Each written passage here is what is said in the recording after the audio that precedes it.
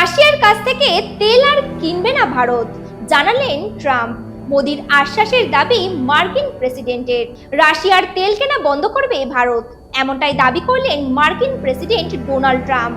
বুধবার হোয়াইট হাউসে সংবাদ মাধ্যমের মুখোমুখি হয়ে ট্রাম্প বলেন, উনি আজ আমাকে আশ্বাস দিয়েছেন যে ভারত আর রাশিয়া থেকে তেল কিনবো না। আমরা চাই চীনও একই পথে হাঁটুক। তবে ভারতের তরফে এখনো এই বিষয়ে কোনো আনুষ্ঠানিক প্রতিক্রিয়া জানানো হয়নি।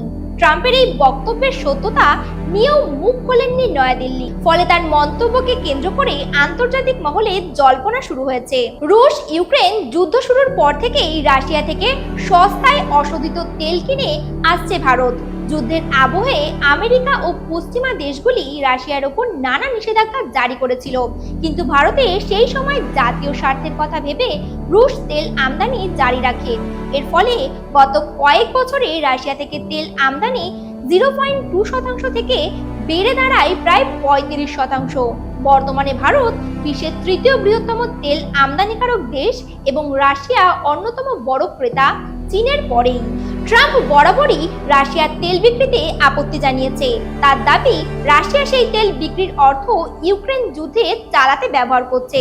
সেই কারণেই তিনি ভারতের রপ্তানি পণ্যে অতিরিক্ত 25% শুল্ক আরোপ করেন, যা এখন মোট 50% পৌঁছেছে। তার এই চাপ কৌশলকে অনেকে যুদ্ধ থামানোর ব্যর্থতার প্রক্রিয়া হিসেবেও দেখছেন।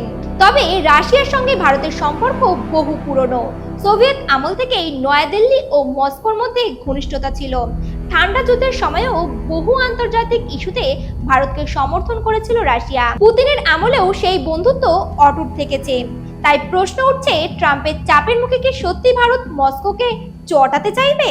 যদি ট্রাম্পের দাবি সত্যি হয়, তবে তেলের চাহিদা মেটাতে ভারতকে আবার পশ্চিম এশিয়ার দিকে ফিরে তাকাতে হবে।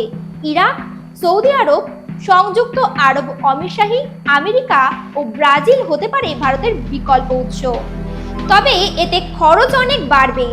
ইকোনমিক টাইমস এর রিপোর্ট অনুযায়ী প্রতি ব্যারেলে $4 থেকে $5 বেশি দিতে হতে পারে, কারণ রাশিয়ার মতো ছাড় অন্য দেশগুলি দেয় না। এদিকে ভারত আমেরিকার মধ্যে শুল্ক সংক্রান্ত জটিলতার কারণেই বাণিজ্য চুক্তি নিয়ে আলোচনা থমকে আছে। বৃহস্পতিবার ফের এক দফার আলোচনায় বসবে দুই দেশ।